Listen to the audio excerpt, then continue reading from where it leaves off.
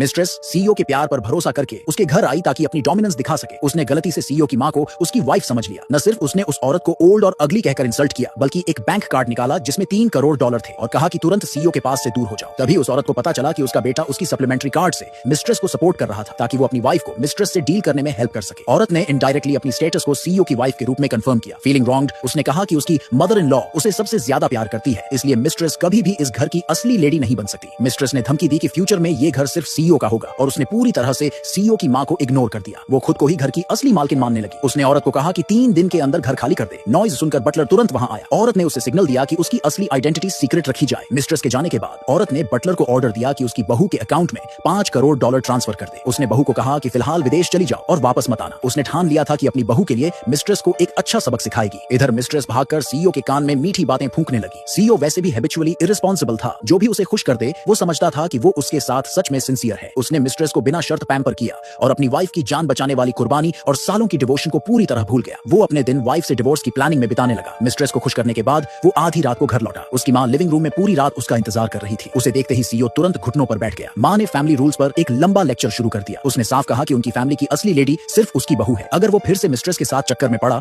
तो मां उसे घर से हमेशा के लिए निकाल देगी। सीईओ ने ऊपर से हामी भर दी, लेकिन पीठ घुमाते ही मां की डांट भूल गया। वो सोचता था कि घर में अकेला मर्द वही है और ये घर आखिर में उसी का होगा। मिस्ट्रेस जानबूझकर घर के मेन गेट पर सीईओ के साथ अपना प्यार दिखाने लगी ताकि जिसे वो असली लेडी समझ रही थी उसे एक वार्निंग दे सके। औरत गुस्से से आग बबूला हो गई। उसने सर्वेंट्स को कहा कि buckets of water locker car धोएं, लेकिन असल में वो मिस्ट्रेस और सीईओ दोनों को सबक सिखाने वाली थी। सीईओ अपनी मां के सामने खुलकर जाने की हिम्मत नहीं करता था। वो फिर से उनके सामने घुटनों पर बैठ गया, लेकिन उसकी बातें अब भी बस फॉर्मेलिटीज जैसी थी। मां ने सख्त वार्निंग दी कि अगर उसने मिस्ट्रेस के साथ चक्कर जारी रखा तो मां बेटे का रिश्ता उसी वक्त खत्म हो जाएगा। कुछ ही समय बाद उस औरत ने मिस्ट्रेस को हुआ ग्रुप से बाहर निकाल दिया। अफवाह फैल गई कि ये सब सीईओ की मां के आदेश पर हुआ था। मिस्ट्रेस ने अपने मन में मान लिया कि सीईओ की वाइफ ने जाकर उसकी शिकायत की है। गुस्से में वो फिर से औरत से उलझने वापस आ गई। सीईओ के लौटने पर उसने जानबूझकर बेचारी बनने का नाटक किया ताकि दिखा सके कि सीईओ किसकी ज्यादा परवाह करता है। सीईओ ने जल्दी से अपनी मां को उठाया और उल्टा उन्हें डांट दिया कि वो उसकी मोहब्बत को तंग कर रही है। मिस्ट्रेस को सपोर्ट करने के लिए उसने गुस्से में कहा कि वो घर छोड़ देगा। मां ने चेतावनी दी कि अगर वो गया तो फिर कभी वापस मत आना। सीईओ को पूरा भरोसा था कि हुआ फैमिली का अकेला वारिस वही है और उसे लगा कि मां बस गुस्से में बोल रही है। बिना डर के वो मिस्ट्रेस को लेकर चला गया, लेकिन उसे क्या पता उसके जाते ही मां ने आदेश दे दिया कि उसकी सारी एसेट्स वापस ले ली जाएं। उन्होंने ये भी तय कर लिया